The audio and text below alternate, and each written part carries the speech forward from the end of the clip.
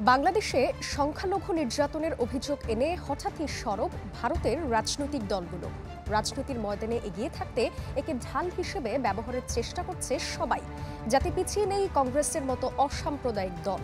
নীরব থেকে মৌন সম্মতি দিয়ে যাচ্ছে বামপন্থীরাও। পশ্চিমবঙ্গের ক্ষমতাসীন দল তৃণমূল তো এক ধাপ এগিয়ে বাংলাদেশে জাতিসংঘের শান্তিরক্ষী পাঠানোর আওয়াজ দিয়ে যাচ্ছে রাজনীতির মাঠ থেকে আইনসভা পর্যন্ত।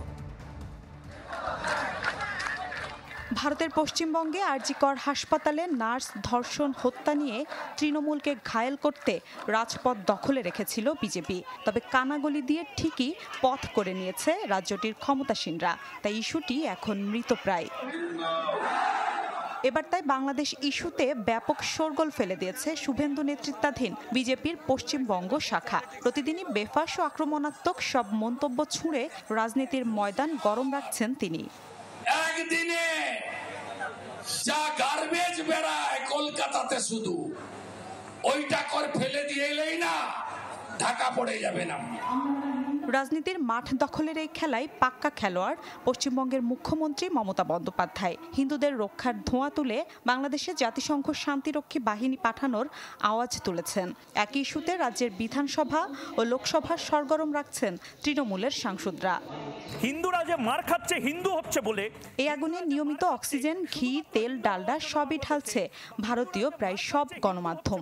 তাদের মিথ্যা প্রচারণায় দেশটি অভ্যন্তরীণ গুরুত্বপূর্ণ সব ইস্যু ছাড়িয়ে বড় হয়ে দেখা দিয়েছে বাংলাদেশে কথিত হিন্দু নিধন বুলি। ধর্মীয় মেরুকরণকে বরাবরই ভোট ব্যাংক হিসেবে ব্যবহার করে আসছে গেরুয়া শিবির। উগ্র হিন্দুত্ববাদের ধ্বজা উড়িয়ে সাফল্য পেয়ে আসছে মোদী সরকার।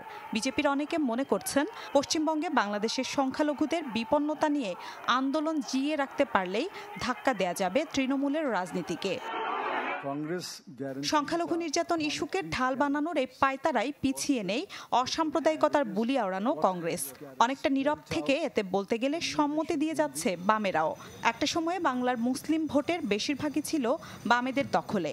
2009-এর পর তা চলে যায় তৃণমূলের ঝুলিতে, আর হিন্দু ভোটের একটি বড় অংশ টেনে নিয়েছে বিজেপি। মিলা খন্দকার, চ্যানেল 24।